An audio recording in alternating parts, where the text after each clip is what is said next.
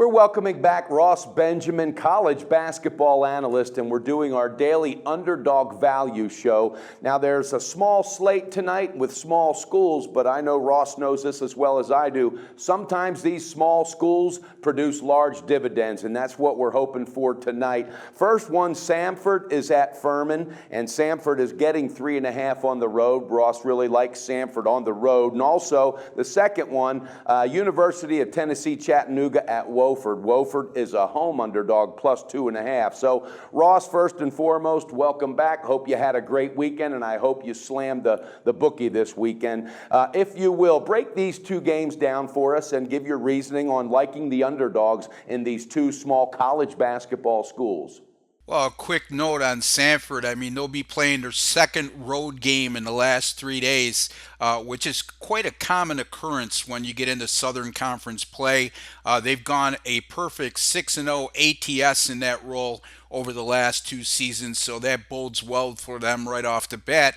They have some decent non-conference wins this season, Mike. If you look at the fact they knocked off Nebraska 69-58 in Lincoln. I mean, again, Nebraska's not a Big Ten powerhouse by any stretch of the imagination, but they're still a Power 5 conference, and that bodes well as far as Furman's resume goes. They also have victories over Troy, Idaho, and North Texas. All of those teams play in conferences that are perceived to be a lot better than the Southern Conference is, and Samford's gone a respectable 4-5 in true road games this season. This is a Furman club that's not a very good shooting team. Number 273 in the nation in offensive field goal percentage. They convert on just 30.5% of their three-point attempts. And their resume this season includes a 20-point loss to Gardner-Webb. And not even my friend Mike Brennan, who's a well-traveled individual, can even tell you where Gardner-Webb is located. In any event, I'm going to take Samford in this one, plus 3.5 over Furman. I like that, Ross, and you're right. Gardner-Webb, heck, if anybody out there can even tell me who plays for Gardner-Webb, we'll send you $1,000. But actually, we're going to retract that because someone will find a way. Now, Yeah, no doubt. You're right, though, Ross. I saw where Samford had that upset of Nebraska, and even though Nebraska's not known for a powerhouse basketball team, they still put together a good roster and very competitive. So I think that bodes well, and I think also 2 road games in 3 days, I don't think that hurts them. That just, they're ready to get back home, so let's go do it with a W. So I like that. I'm jumping on your back with that one with Samford. What do you think about that second game, Chattanooga and Wofford?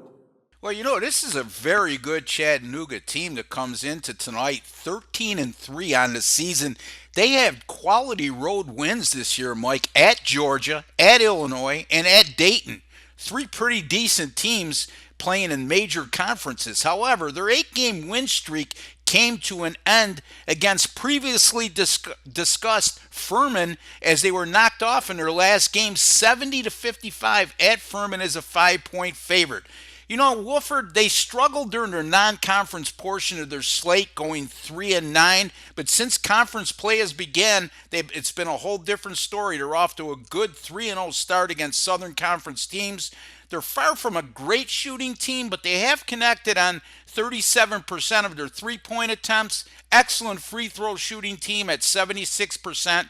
My professional intuition tells me in this one, they'll be ready for this huge challenge at home against what's perceived to be the top team in the conference. We're going to take Wofford here, plus 2.5 over UT Chattanooga. That one surprised me, Ross. I got to tell you, because I also saw where, Chattanooga, those are big, big wins. Illinois, Georgia. I mean, Georgia in itself is a huge win. So I think they obviously overlooked Furman for Furman to come and beat them like that. Don't you think maybe they realize, hey, we need a bounce-back spot right now, and we cannot afford to overlook Wofford. We need to go in and pound this team, because realistically, Chattanooga, with the record and their strength of schedule, if they keep clicking and knocking down some W's, all right, they're going to be in the talk for the big dance. Doesn't that factor play into you maybe thinking, uh-oh, wait a minute, they might just pound Wofford, or you pretty secure on this?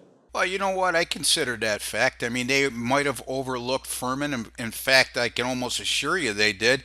And I didn't overlook the fact that they may overlook Furman. So, having said that, I just think that Wolford's riding some momentum now, 3-0 in conference play. And you got to look at the other side of the coin, too, Mike, in my opinion. You're looking at a Wolford team that knows that they're playing against a Chattanooga team that right now, based on their non-conference resume, is a clear-cut favorite to come out of the Southern Conference and represent them in the NCAA tournament. So this is going to be a huge game for them.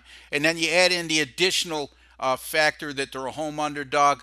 I'm going to have a lean here on the Wooford Terriers over UT Chattanooga. But very good points brought up, Mike, and certainly you can't ignore that. Well, also, and you just brought out another good point, and that's what I like when we do our videos. We just, pull it out of each other once in a while. But you're right, Wofford might get up for this thing knowing that this is their Super Bowl. This is their big dance against Chattanooga. So that's interesting also to play into it. All right, viewers, you heard it. Ross Benjamin going with Samford plus the 3.5, and then doing a lean with Wofford getting 2.5 in college basketball. Ross, thanks so much. We look forward to having you back again with us real soon, and have a great day, my man. You too, Mike. Thank you for having me.